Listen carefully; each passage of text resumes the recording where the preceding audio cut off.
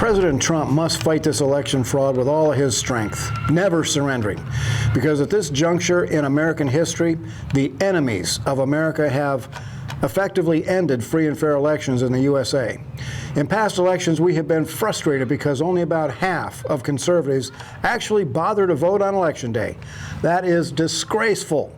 But in 2020, conservatives turned out in record numbers to vote for Donald Trump, only to see their votes taken away by criminals.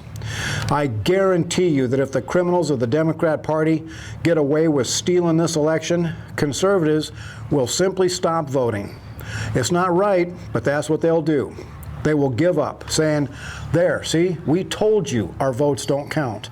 And that will hand control over to the most wicked men and women to ever walk the streets of the USA. This was not just political cheating. The Democrats joined forces with agents of China, Venezuela, and Iran to take down the legitimate government of the USA and to establish themselves as dictators for life, bought and paid for by the Chinese communists. These foreign agents committed an act of war on the USA with the entire Democrat Party as criminal conspirators. Three-star Air Force General Thomas McInerney is calling for President Trump to treat this as an act of war, not just a political battle, by using his emergency powers to put down a coup in progress, and the general says Trump should do it immediately because corrupted liberal courts are likely to be in on the treason. This was a multi-pronged attack. Number one, the coronavirus was weaponized to discombobulate the voting processes, opening the door for a tidal wave of criminal fake ballots for Biden. Attack prong number two, the nonstop lies and deceptions of major media was intended to create confusion and to cover the dirty deeds of the Democrats. Attack prong number three, the bloodshed and violence of Black Lives Matters and Antifa. They are communists to the core, trained and funded by both foreign and domestic communists.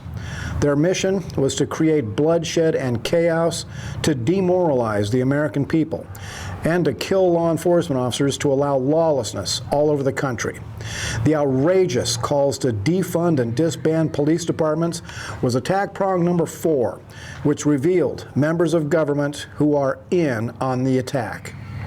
Attack prong number five, social media's despicable silencing of critical information on the internet.